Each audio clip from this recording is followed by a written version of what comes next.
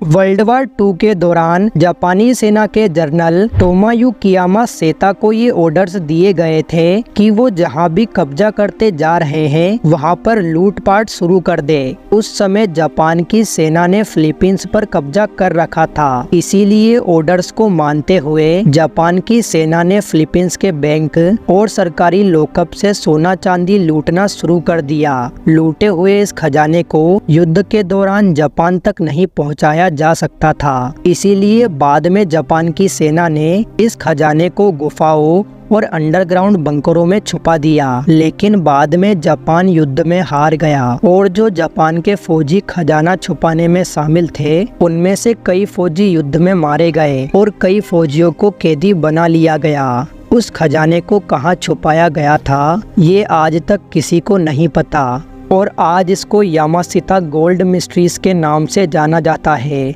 आज की इस वीडियो में आप इतिहास की कुछ ऐसी ही दिलचस्प घटनाओं के बारे में जानोगे।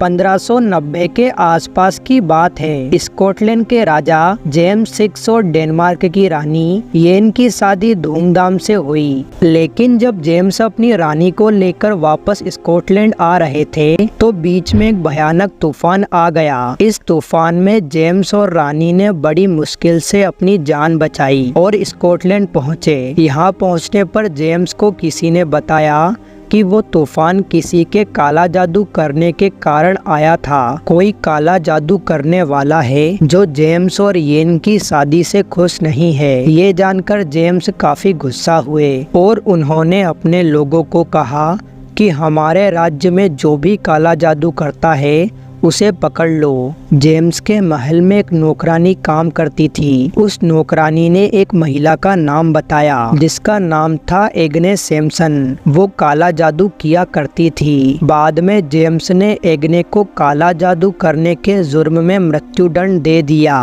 अब कई लोग ये मानते हैं कि जेम्स के महल में जो नौकरानी काम करती थी वो भी काला जादू किया करती थी और उसी के काला जादू के कारण जेम्स की शादी में तूफान आया था। उस नौकरानी को डर था कि राजा कहीं उसे पकड़ ना ले, इसीलिए उसने पहले एग्ने को पकड़वा दिया और राजा ने उसे सजा दे दी।